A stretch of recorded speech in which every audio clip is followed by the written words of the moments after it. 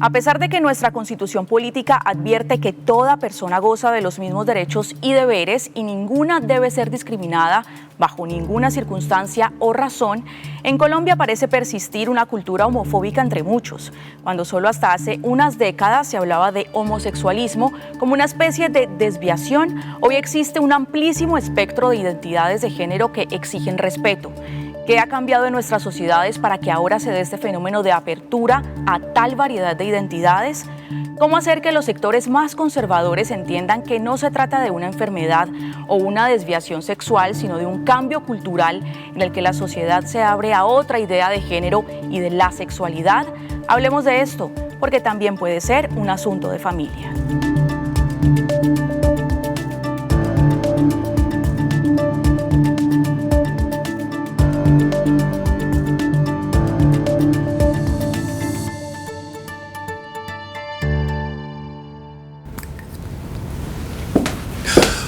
Fabián, te enloqueciste porque tenés puesto mi vestido. No te esperaba tan temprano, Miriam. ¿Y eso qué tiene que ver? De que estés vestido así. Sí, pero no vayas a pensar mal, por favor. Ay, no me digas que te enloqueciste, no me digas que ahora te volteaste después de viejo. ¿Pero por qué asumes eso de inmediato? No, pues es que ¿qué quieres que asuma? Si es la verdad, mira cómo estás vestido y además Halloween ya pasó. Pues sí, no.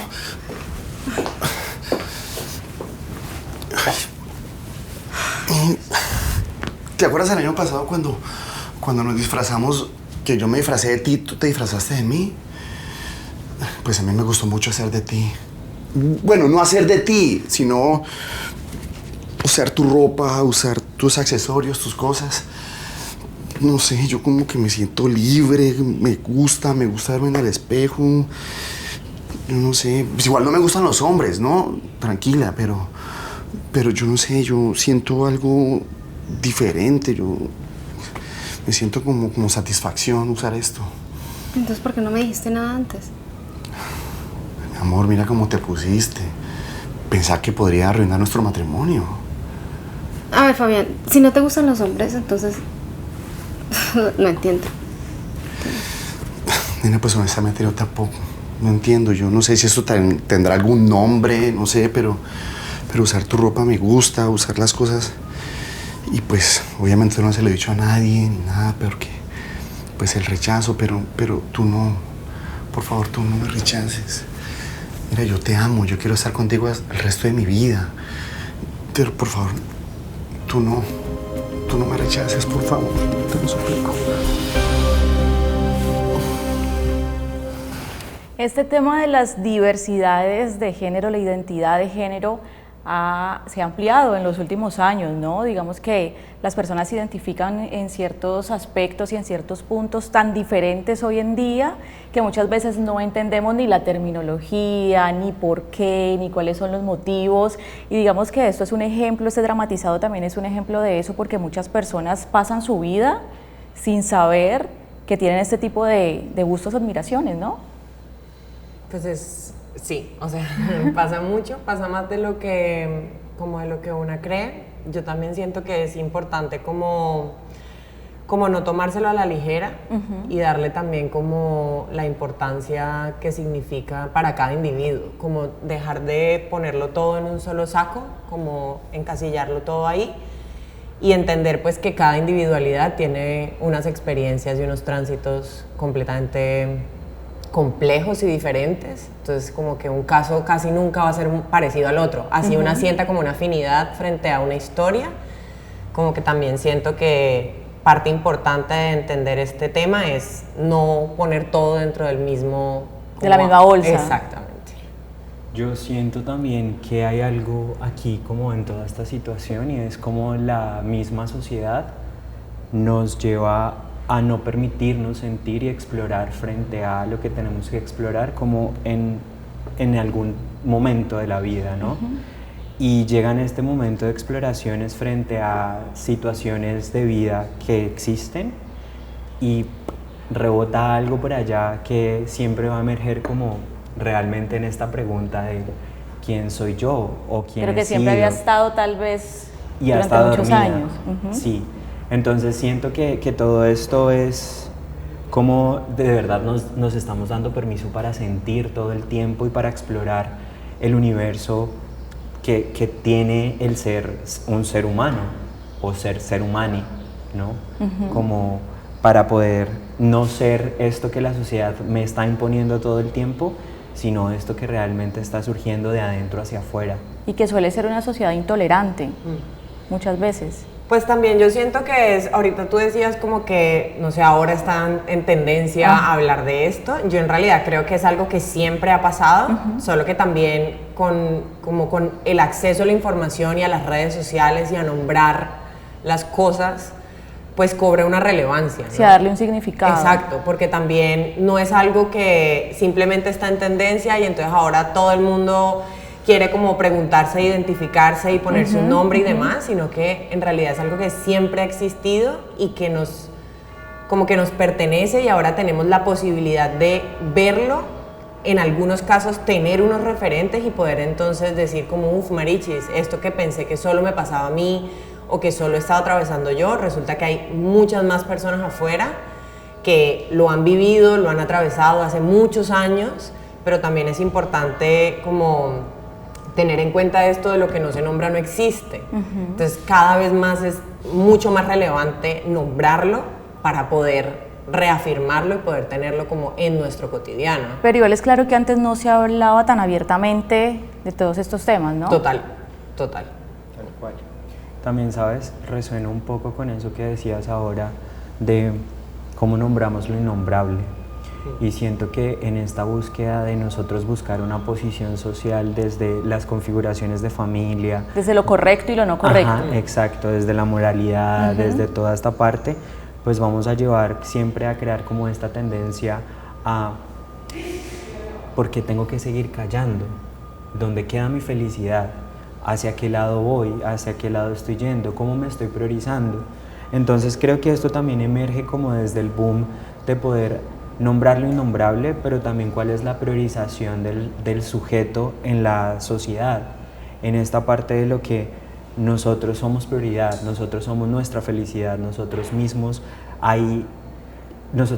podemos con algo que siempre va a ser esto que nos va a mover a ir hacia fortalecer la energía vital, esto que nos da como el impulso de vida, este anhelo, este deseo, que nos Nat, lleva. ¿tú a qué te dedicas? Yo soy artista interdisciplinar, básicamente. Trabajo como en distintas ramas del arte y tengo un proyecto que se llama Spectra, que es un laboratorio creativo queer, y lo coordino. ¿En dónde naciste? Yo nací en Cartagena En Cartagena. ¿Y por qué terminaste en Cali? porque me vine a estudiar, básicamente, ¿Hace a los mucho? 16. Sí, a los 16, tengo 32. Hablamos ahorita mucho de lo que nos impone la sociedad un poco, ¿no? Pero también hay un tema familiar que es supremamente importante y que nos forma todo el tiempo. ¿Cómo ha sido ese entorno familiar tuyo, ese contexto familiar? Pues amor, yo crecí, nací como me formaron como una mujer cis hetero, básicamente, en una familia muy católica también, y fui católica practicante muchos años, pero en algún momento de la vida, por diferentes circunstancias que nunca me llegué a imaginar, como que también empecé a hacerme preguntas, ¿no? Como a entender otras posibilidades, porque además nacer en Cartagena te pone en un contexto muy diferente a estar en Cali, ¿no? En un entorno mucho más chiquito, donde todo el mundo se conoce con todo el mundo, ¿no? Como ese qué dirán, esa importancia como de las familias, el colegio, de dónde vienes, tal, a pasar a los 16, que es un momento como relevante en la vida de cualquier joven, a una ciudad súper grande, donde hay un montón de libertades o de identidades y posibilidades que en esta pequeña ciudad no está permitido. Entonces, para mí en ese momento fue como un despertar a muchas cosas. ¿Tus papás siempre estuvieron juntos? ¿Cómo se conformaba tu familia? No, cero. Yo soy como un poliamor no acordado, básicamente. ¿Cómo un así? poliamor no. Pues porque mi papá tenía 2 esposas, Ajá. todos sabíamos que tenía 2 esposas. Mi hermano contemporáneo y yo solo nos llevamos 19 días de diferencia. Ajá. Entonces, pues es complejo como Y particular, ese círculo, claro. exacto, como esa conformación familiar, porque pues nada, lo que les digo, como que nosotros siempre sabíamos que éramos hermanes de 2 madres diferentes y compartíamos un papá, uno en la mañana y uno en la noche, pero siempre se supo. Obvio no era la mejor opción o alternativa para las 2 mamás. Sí, no era como que ¿sabes? fuera paz O y sea, tranquilidad. Exactamente, Tampoco. era muy complejo porque, pues sí, es un típico caso costeño. Y en la mitad siempre quedan los hijos y las Sí, hijas. sí, básicamente. O sea, como que yo creo que eso formó muchas cosas de nuestra vida y de entender ya en la adultez cómo nos relacionamos, cómo es esa como concepto de familia que tenemos, que queremos, hacia dónde vamos, como que eso te marca trascendentalmente la vida. Vamos a una pausa para comerciales y ya hablamos contigo, Camilo.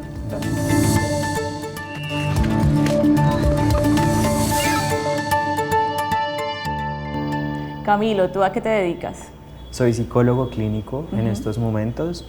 Tengo un consultorio que se llama Ser Armonía e integro la psicología de enfoque humanista con terapias alternativas holísticas. ¿En dónde naciste? Aquí en Cali. ¿Y cómo ha sido ese entorno familiar tuyo? Ha sido súper bello porque vengo de una mamá y un papá que antes de que yo naciera perdieron una hija.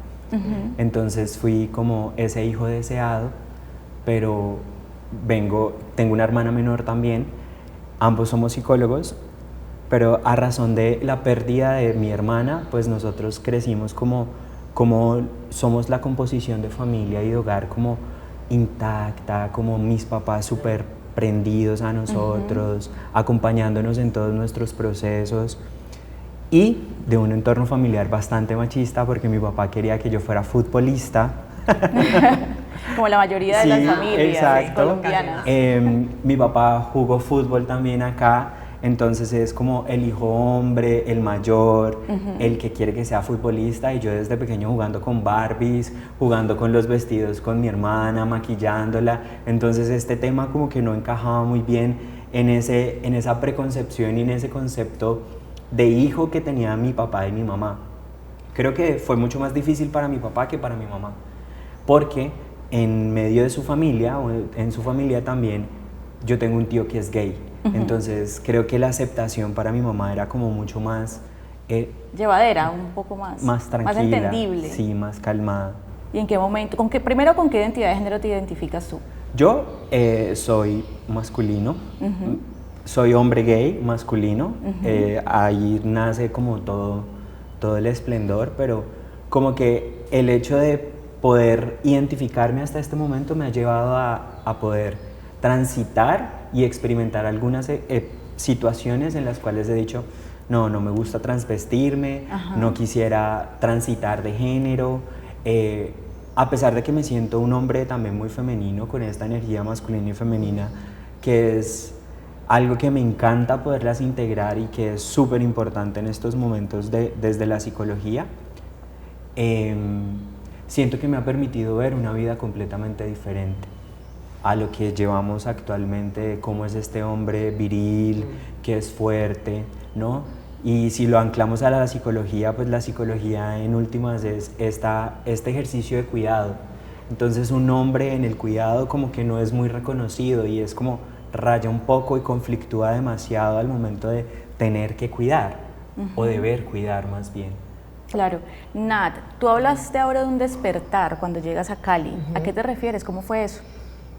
Pues es como algo no pedido también. O sea, no sé, yo igual, por ejemplo, en mi orientación sexual, pues fui como una persona tardía, ¿no? Yo me crié y estuve muchos años de mi vida como una persona hetero y sin ¿Tuviste novios y todo? Sí, obvio, amor, total, súper hetero. O sea, era la persona más hetero del universo. Era como, ay, que las mujeres gas, guácala, así. O sea, de ese tipo. Sí. Ni siquiera como por un rechazo hacia lo diferente, sino porque en serio era algo que nunca me había como preguntado o cuestionado en la vida, básicamente. Sí, no había lugar a dudas. Exacto, era como, eso es lo que está y así crecí y ese fue mi referente y ya está.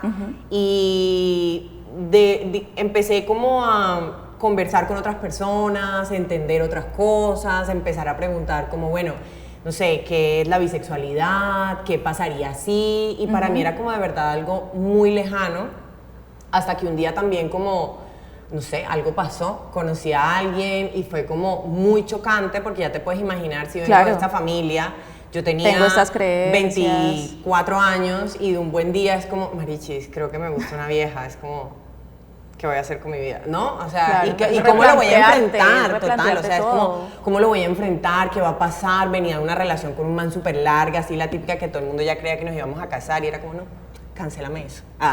Entonces como que, si me entiendes, como que fue muy voltajudo, pero yo creo que fue un proceso. Entonces por eso te digo, como entrar a la universidad, estar en una universidad pública, entender otros sistemas como sociales, políticos, de activismos, entender un montón de cosas frente a todos los ismos, ¿no? Como el racismo, la transfobia, empezar a permearte de eso que en una sociedad, yo no estoy diciendo que en Cartagena eso no exista, pero cuando yo salí a los 16, ¿sabes? Tu entorno es el colegio, entonces todavía no está ahí como tan latente.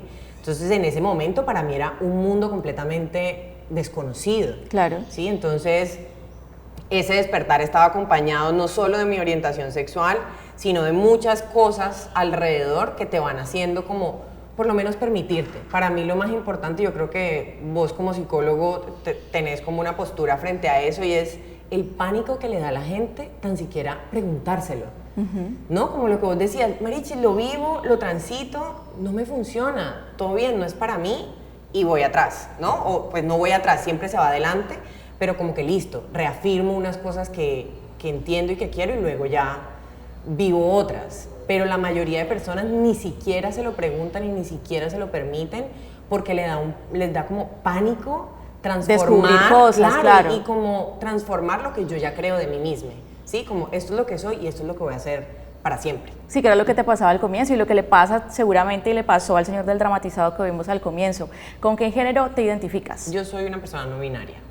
Explícanos qué es ser una persona no binaria. Una persona no binaria es una persona que puede habitar y transitar como, llamémoslo, el sistema está compuesto de manera binaria, ¿no? Que es como hombre-mujer.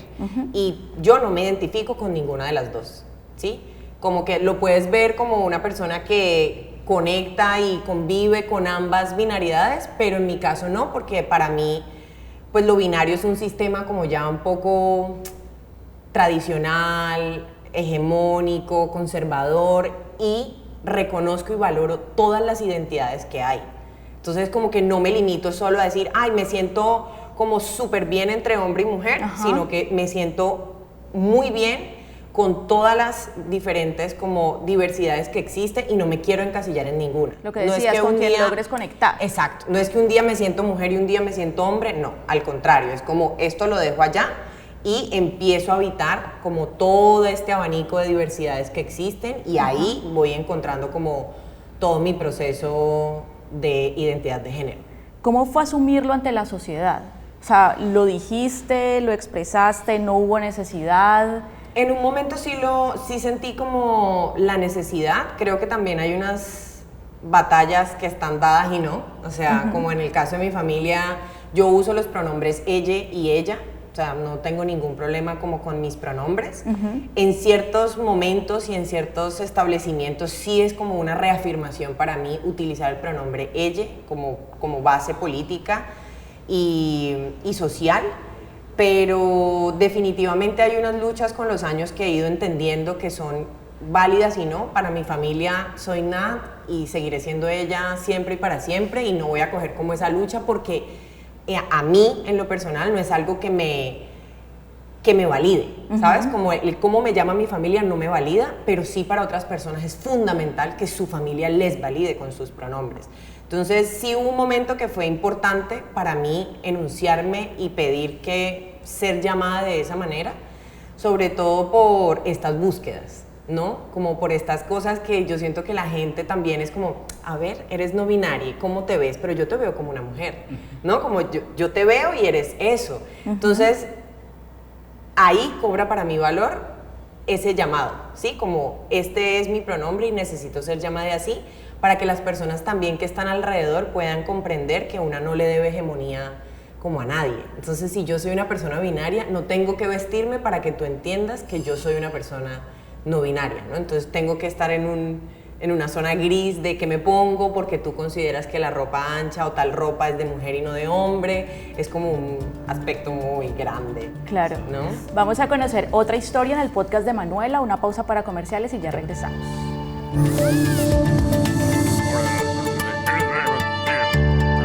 Hoy tengo la oportunidad de presentarles a una mujer activista trans y quien nos va a regalar un poco de su testimonio y de su historia en el tema que nos reúne hoy, que es la diversidad de género. Bienvenida, Twiggy. Hola, soy María del Pilar Escobar, pero prefiero que me llamen Twiggy, de gran incidencia en Colombia y muchos países del mundo que he recorrido. Twiggy, ¿cómo fue tu infancia y adolescencia? Fueron de una persona de los territorios, una niña, pues con una familia un poco disfuncional. Desde su niñez, Twiggy pues vive una separación de padre y madre que afectó mucho su crianza, aparte de ser en los años 60 una mujer ya dentro de mí, una mujer trans, pues creó muchas dificultades, muchas problemáticas y todo, pero creo que esa esencia estaba ya dentro de revolución, de incidencia, llámenla activismo, llámenla fuerza, rebeldía, le digo yo hoy día a todo lo que yo hago. Es una rebeldía cultural y pues grandísima. ¿De dónde salió el coraje para empezar a sacar a la luz a esta mujer que habitaba dentro de vos? Pues yo creo que en los tiempos tan difíciles que era castigado, pues no culpo a mi familia, a mis padres, porque pues fue impuesto casi esas temáticas de binarias de hombre-mujer y pues no se acababa de entender, no había toda la información que tenemos ahora. Las mujeres trans nacen trans, las personas trans merecen una dignidad desde la niñez, porque si no se acompaña una persona trans desde la niñez, pues no vamos a poder tener un buen proceso educativo, de inclusión, amoroso, de red de apoyo para con nosotras y nosotros. Vos sos lideresa desde hace varios años. ¿Qué te llevó a curar estos vacíos y qué vacíos estabas curando al iniciar tu proceso de madre también, con toda la comunidad? La verdadera mujer trans nace trans y desde allí, desde que nace, comienza a liderar toda una batalla, toda una fuerza interior para representar y decir aquí estoy, de gritar y saber que no puede gritar. Ese ha sido mi liderazgo. Salí sin experiencia, con la primaria, a una calle, con infinidad de motivos. Es enfrentar algo que no era sostenible. ¿Cómo pagaba mi estadía? ¿Cómo pagaba yo mis gastos, mis hormonizaciones y todo eso? Entonces comienza el trabajo sexual. El trabajo sexual es trabajo y seguirá siendo trabajo mientras yo lo decida, mi cuerpo lo decida y sea para mayores de edad. ¿Cómo ha cambiado ese entorno? Bueno, esto es una discusión que la tengo con mucha gente porque hay infinidad de herramientas, políticas públicas, mesas de concertación, mesas de cantidad de mesas para todos los derechos, pero de verdad están mucho sobre el papel. Es muy etiquetado y muy romantizado, es que ya van a la televisión, ya hay una mujer abogada, ya hay, sí, suficiente, sí, yo lo sé, pero creo que falta mucho más. No necesitamos una sola, no necesitamos todas y todas con vida. En una palabra, ¿cómo definirías tu proceso de vida? En una luz, en una fuerza. A estas alturas creo que he llorado, he guerreado, he sonreído, he amado y creo que con eso, todos esos ingredientes, hacemos un gran cóctel de una gran vida, de poder, de seguir resiliente, de seguir diciendo y luchar para que muchas como yo, o muchos hombres, personas trans no vivan lo mismo, pues sea un cambio en la diferencia.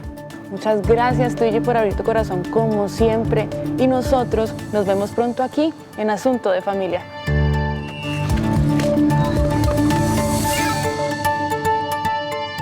Camilo, ¿cómo fue ese despertar tuyo del que habla Nat? Digamos, ¿en qué momento descubres esa identidad de género y qué pasó? Creo que resonaba un montón con esa historia que contabas ahora, porque para mí también mi despertar fue demasiado tardío. Y siempre lo pongo como que en la generación quizá en la que los dos transitamos, ahorita lo pienso, es como es apenas este despertar en que podíamos hablarlo ya después de que saliéramos del colegio, ¿no? Yo tengo 29 años, perdón, 29 años en estos momentos y durante todo mi colegio tuve una novia Y actualmente a todos los que conozco y a todas las personas que les hablo, es como mi mayor amor y es mi más grande amor. Entonces, estando con ella, evidentemente experimenté la sexualidad y empecé a ver todo este despertar, pero sentía que en últimas yo no me sentía tan satisfecho estando con las mujeres. Entonces, al momento de estar como en 11 más o menos, empezó como estas crisis de pareja. Yo duré 5 años con ella. Y estas crisis de pareja de estábamos terminando, pero estamos bien, estamos terminando y no estamos bien. Y era como mi intermitencia de yo no saber cómo darle a la relación lo que ella me pedía, que era un macho hetero, cabrío, y yo era como, no, espérate porque me siento mucho más sensible y creo que tú y yo vamos a ser 2 mujeres, ¿no? Entonces, obviamente esto no lo dije en ese momento, pero en el momento en el que terminaba, pues empezaba a sentir esta atracción por los hombres. Y yo decía, ¿por qué siento esto? ¿Esto por qué emerge en mí? Y era como un cuestionamiento y me daba látigo. Y era como un irruptivo completamente. Decía, a mí no me pueden gustar los manes.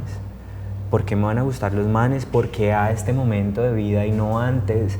Entonces, siento que este despertar, incluso esto fue más o menos a mis 16, 17 años, pero yo vengo a salir del closet, por decirlo así, a mis 20, 21 años, estando en la universidad, ya después de haberme cuestionado demasiado, de haber ido muchísimo tiempo a terapia, de estar con mi papá y mi mamá como hablando y dialogando, es que no me siento bien, y en ese momento de no me siento bien era cuestionarme incluso de, ¿es realmente el cuerpo que estoy habitando? Yo realmente soy hombre, soy mujer, ¿qué es lo que quiero ser? Porque empezaron a emerger un montón de dudas y cuestionamientos bastante tóxicos y peligrosos para mí mismo. Entonces fue como el transitar esto de pasar de tener una relación hetero a darme cuenta de que me gustaban los hombres, era como, no te lo puedes permitir. No puede ser. No puede ser. ¿Cómo le voy a decir a mi papá? Yo soy la ñaña de mi papá. Entonces era, ¿cómo le digo a mi papá de que me gustan los hombres? Era un tema de que no lo podía conversar, o sea, ni siquiera lo podía pasar por el pensamiento. Pero ya después como que lo empiezo a tocar y mi mamá como que se empieza a dar cuenta de estas situaciones. Hijo, yo no te siento cómodo, yo no te siento bien, ¿qué está pasando? Y yo, no, mamá, pues estoy teniendo problemas con Cami, no están las cosas bien. Y ella me decía como que, ¿seguro es eso? Y yo, sí, supongo. Obvio, ni siquiera lo podía poner en palabras. Ya después me voy un tiempo de la casa a estudiar y regreso, y cuando regreso es como salgo de la casa, encuentro esta libertad, me doy esta oportunidad y este permiso para sentir. Cuando regreso a la casa vuelvo y me siento como incómodo, como este espacio no me gusta y este cuerpo, ¿qué está pasando conmigo, no? Y entonces vuelven otra vez estos cuestionamientos de mi mamá y de mi hermana. Y aquí es cuando emerge todo, ¿no? Bueno, entonces salgo de la casa por estudio y regreso. Cuando regreso a la casa es como, siento que este no es mi espacio, siento que este no es mi cuerpo, y vuelven a surgir como todas estas preguntas. Estando por fuera de la casa, pues me doy esa oportunidad y ese permiso de poder experimentar todo esto con otros chicos, y yo como que por ahí voy fluyendo en mi sexualidad, en la intimidad, como que por ahí va haciendo. Pero entonces al momento de regresar a casa, como que mi mamá me vuelve y me pregunta como, hijo, ¿todo bien contigo? Mi hermana ya estaba estudiando psicología y mi hermana también se acerca y me dice como, Cami, ¿qué pasa contigo? O sea, te percibo apagado, no te noto bien. Y yo como que sí, Male, creo que necesito terapia, necesito cuestionarme muchas cosas que no he podido hablar de muchísimas formas. Y ahí es cuando mi papá, mi mamá y mi hermana como que se agrupan un montón para sostenerme, a ir y ser refugio, y voy a terapia y lo puedo como expresar.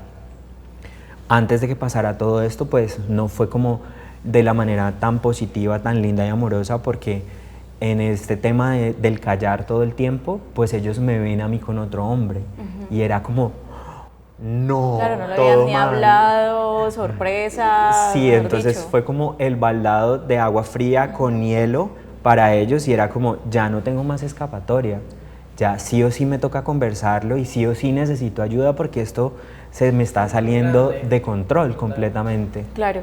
Zuli, como psicóloga, ¿Por qué es tan difícil a veces para los seres humanos aceptar este tema? Porque, por ejemplo, como Nat, como Camilo, se da un despertar tardío de este tema de la sexualidad y de las identidades de género.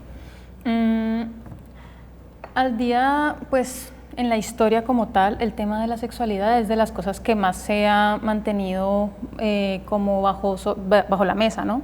Entonces, es un tema que hoy por hoy sigue siendo muy controversial porque va en contra en muchos momentos de lo que es algo establecido por una sociedad patriarcal. O sea, se ha establecido de esta manera, entonces lo que se salga de este marco va a ser disruptivo, ¿no?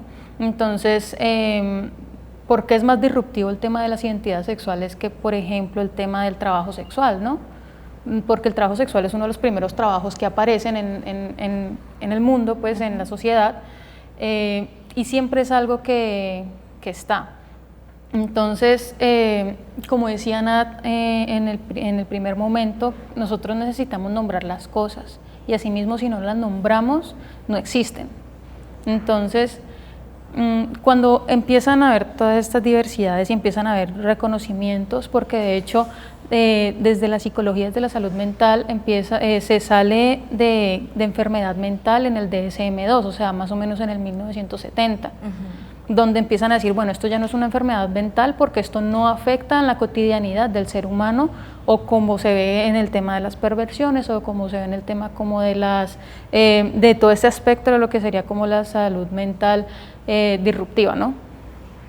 Entonces, cuando se empieza a plantear que esto tal vez no es como una enfermedad que tenga que ser tratada, que incluso desde la psiquiatría están los procesos de transformación, las curas, cuando se demuestra por estudios científicos que no hay una base científica, que esto sea una enfermedad, un trastorno, se empieza como a alzar un poco más la voz de decir, bueno, entonces nosotros existimos y existimos desde lo que somos y no desde un trastorno, una enfermedad o como lo no habitado en la sociedad, ¿no? Entonces existe de manera muy previa, pero no era nombrado. Ahorita es que se está empezando a nombrar, entonces empieza a aparecer como la diversidad del nombrar el no binario, la intersexualidad, lo que sería el cisgénero, o sea, toda esta diversidad empieza a aparecer porque se empieza a reconocer. Y asimismo la comunidad empieza a decir, bueno, nosotros necesitamos nombrar las cosas para empezar a ser reconocidos y porque existimos, ¿no? Entonces ahí es donde empezamos a buscarle nombres, pero estos nombres en muchos momentos van en contra de lo que se está predeterminado socialmente, sí, por supuesto, de lo que debe ser, lo que ¿no? hablaba Nata ahora, el tema de la religión, el tema de la sociedad, el tema de las familias, además porque sigue siendo muy duro, incluso para las familias tratar estos temas. Sí, y porque nos han enseñado a entenderlo desde dos puntos, el femenino y el masculino, ¿no? Entonces, desde el estómago estamos diciendo, bueno, es una niña, va a ser, es un niño, va a ser futbolista. Entonces, no, mira que el niño patio entonces va a ser un muy buen futbolista, entonces no lo entendemos desde el mismo embarazo, desde dos líneas. Cuando ya aparece una diversidad, cuando ya aparece como un espectro mucho más amplio, de las personas se confunden, ¿no? O sea, en vez de decir un ejemplo como muy, no es solamente un reptil, sino que es un reptil que se llama así, tiene este tipo de especificaciones, entonces en la generalidad decimos, no, un cocodrilo, ¿sí? Porque nos queda mucho más fácil asumirlo desde estas dos posturas de es uno o lo otro. Nat, el tema cuando decías de tu físico, de la ropa, de lo que usas, ¿qué es lo que te gusta? O sea, ¿te basas solamente en los gustos o cómo es eso? Porque la gente cuando te ve pues, tiene algunas percepciones. Claro, yo te decía que como base principal, entender que para mí la ropa y para muchas personas, pues la ropa no tiene género. Entonces cuando yo me visto o habito mi cuerpo o demás, no estoy pensando como, ay, me voy a poner esta pantaloneta que socialmente está asociada a un man, entonces porque hoy me siento más masculino que cero.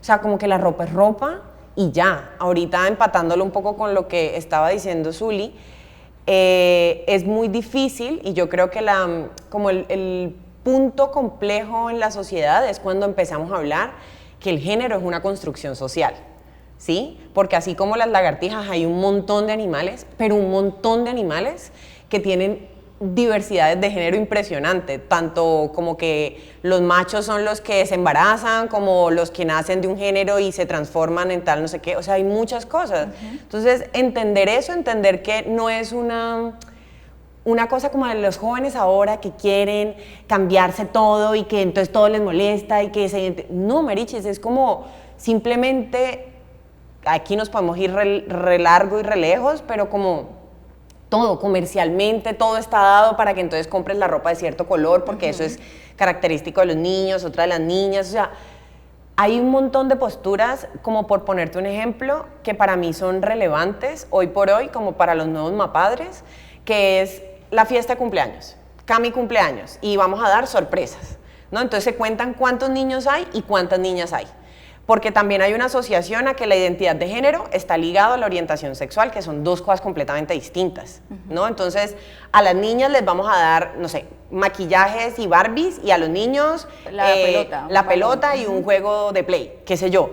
Cuando hay un montón de niñas que les gusta jugar Play, marichis, y hay un montón de niños que les gusta jugar con muñecas, y eso no los hace necesariamente a los 4 años una niña lesbiana o un niño gay. No tiene nada que ver. Entonces no es como una imposición, porque yo siento que como que los mapadres se confunden ahí y es como, entonces vamos a dañarles y no van a entender qué es. Es como, no, tan siquiera preguntar.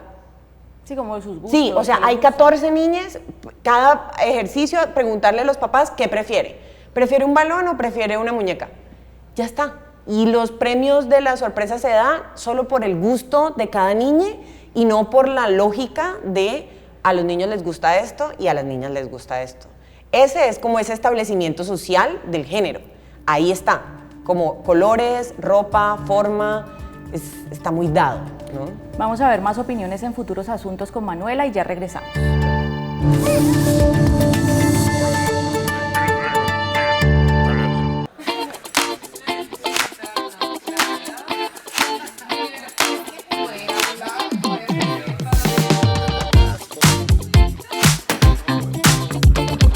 Hola, mi nombre es Surizada y de Quincy Marrona, de la ciudad de Cali. Soy activista y amo cantar y bailar. Hola, hola, soy Joel, cantautor, soy del puerto de Buenaventura, actualmente resido en Santiago de Cali, me encanta la música y escribir. Hola, soy Rob Castellanos, cantante y compositor de indie pop de acá de la ciudad, muy feliz de hacer parte del gremio musical. Chicos, gracias por venir. Gracias. Gracias por la invitación a este espacio. ¿Cómo describirías la diversidad de género? Para dar un poquito de contexto. Bueno, la diversidad de género hace parte del espectro que nosotros tenemos como humanos para pues, expresarnos en todo nuestro ser, ¿no? Especialmente pues, en cómo nos concebimos frente al mundo y también, digamos, cómo sexualmente nos identificamos. O sea, porque hay que hacer la diferenciación siempre entre expresión de género y orientación sexual.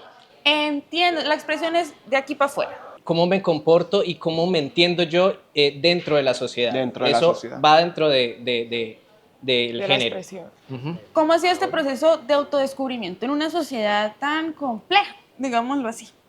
No ha sido, la verdad es un tema complejo, es un tema, por ejemplo, en mi caso, que soy una persona gay, pero con una expresión de género femenina, yo me considero así.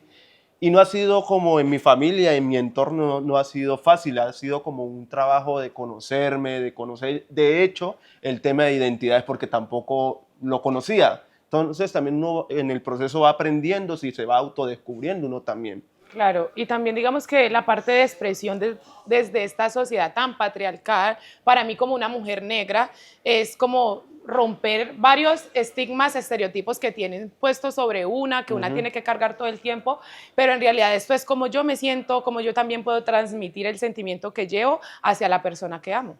¿Por qué creen que la sociedad todavía encaja la búsqueda amorosa de la diversidad sexual como una cuestión política o como una cuestión como de statement? Porque ellos tienen o creen que tienen el poder de querer mandar sobre nosotros, cuando Sobre nosotros nuestros también cuerpos. nacemos con esa voz, con esa autoridad de poner y también reclamar los derechos que tenemos, tanto como es adquirir un trabajo, la educación, que es poder ser parte de ese espacio educativo con mi forma de ser, con mis vestidos, con mis maquillajes, como decía el compa, si yo soy una mujer queer, simplemente llego maquillada al salón porque así es como me siento segura. A mí me parece muy lindo eso de que uno como persona diversa se vuelve como sanador de todo su linaje familiar. Exacto. O sea, como que a través de la historia que uno está viviendo, pues transforma la cosmovisión de pronto de patrones como muy arraigados. Yo vengo de una familia paisa, pues atípica. Salir de todos esos patrones, empezar a transformar como la visión de toda tu familia, pues es muy sanador. Es muy terapéutico, es doloroso y es un proceso bastante exhaustivo, pero siento que al final lo que queda es muy positivo y poco a poco vamos sanando las futuras generaciones. Y por otra parte, lo que decía de la educación, cómo yo me permito hablarle a mi sobrino de qué es una relación diversa, de qué es una familia diversa, que no simplemente la familia diversa es de hombre y hombre, sino que existe la familia diversa de trans, cuando vos también podés inyectarte y poder hacer crecer desde tu vientre lo que es tu producto, tu bebé. Chicos, muchas gracias. Por ahora vamos a dejar esto así y nosotros nos vemos más adelante aquí en Futuros Asuntos. Chao.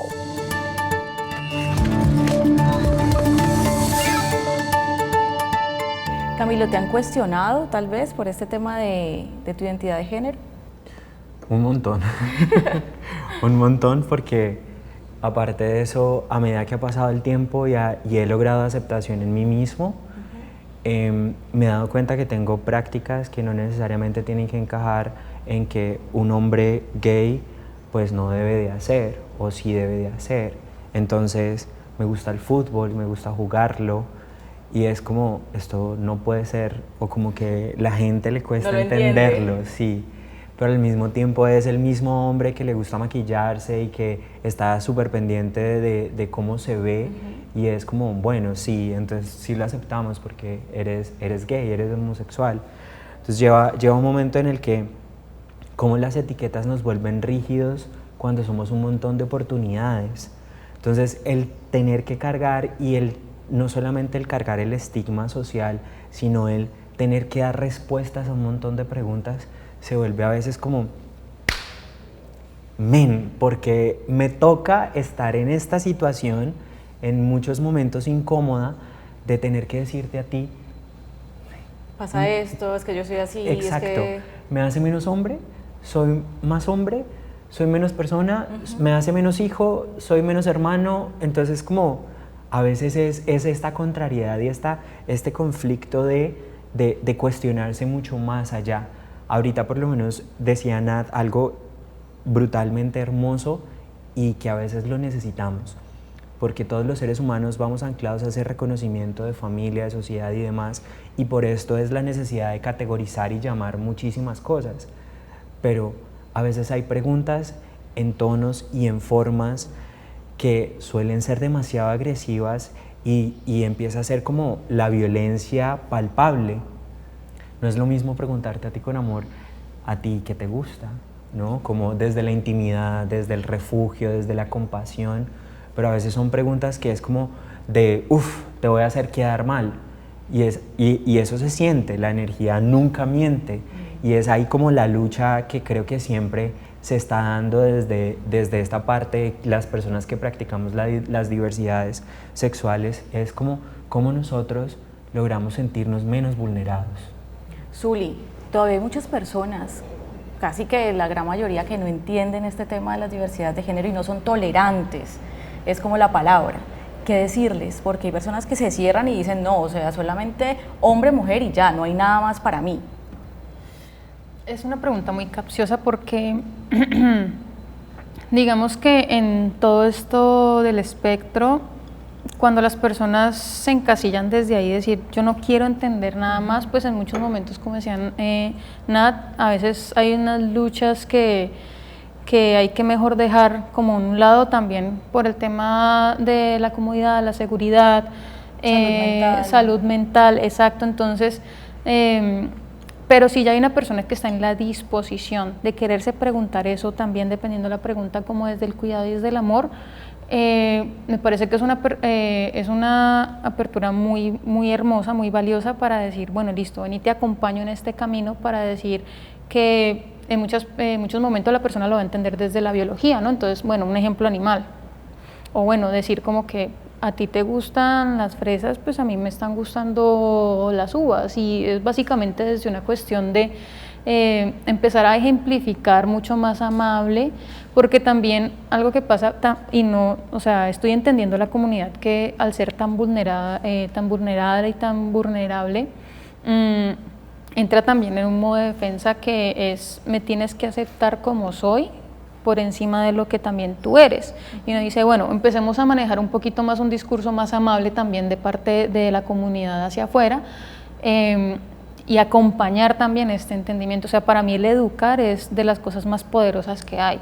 Entonces el educar, el decir, te voy a explicar un poco más a profundidad, ejemplificándolo, como colocándolo un poco más tangible, en muchos momentos las personas se quedan como, ok, está bien. ¿Cómo abordarlo desde las familias, con los hijos, con las hijas? ¿Desde cuándo proponer estos temas, o en qué momento, y cómo hablar de sexualidad, por ejemplo, y de identidades de género?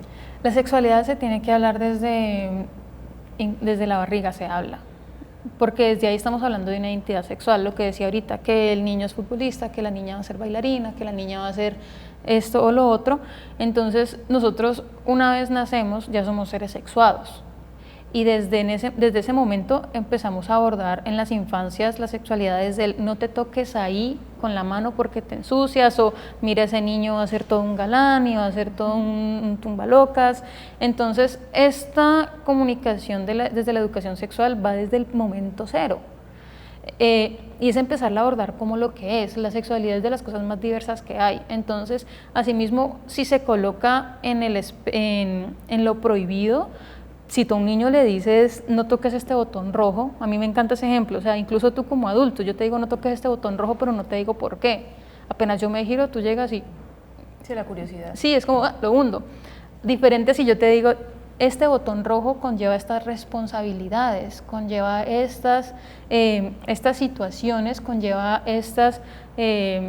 peligros. Sí, exacto, es como desde la responsabilidad, el peligro, los riesgos, y preferiría que me comunicaras cuando estés lista de presionarlo, a que esperar a que yo me dé la vuelta para hacerlo, ¿no? Entonces ahí ya el niño, cuando entiende que desde, no sé, no saltes desde la silla, es si saltas desde la silla te vas a golpear de esta manera, mira la distancia, mira, te crees un superhéroe, está muy bien, juguemos, pero juguemos de una manera más segura, como en el ejemplo. Los niños empiezan también a entenderlo de otra manera, ¿no? Entonces dicen, bueno, el botón rojo está aquí, pero no solamente es un botón rojo llamativo, sino que yo ya sé que si lo hundo hay unas consecuencias, hay unas responsabilidades, hay cosas que puedo empezar a abordar por mí mismo de otras maneras, y también que los padres empezar a quitar un poco este estigma de querer hablar de la sexualidad porque es como que bochornoso, ¿no? Porque pues, ellos no tuvieron esa oportunidad de hablarlo, pero es muchísimo mejor como padres acompañar este proceso y estar en el conocimiento de lo que está pasando, incluso eso previene abusos, que estar en el desconocimiento de no quiero hablar de esto porque es que si lo menciono se me puede volver X o Y, ¿sí? Porque eso igual va a pasar a tus espaldas. Entonces, un acompañamiento desde la comunicación es algo clave, un acompañamiento desde las claridades es algo clave. El llamado entonces igual a la sociedad en general y a las familias es a la tolerancia y hablar con niños, niñas y jóvenes sobre este tipo de temas tan importantes también para que ellos puedan crecer de una manera sana y con una buena salud mental. Gracias a todos por acompañarnos en Asunto de Familia. Vale, Muchas gracias. Incluso en el desacuerdo tiene que haber tolerancia.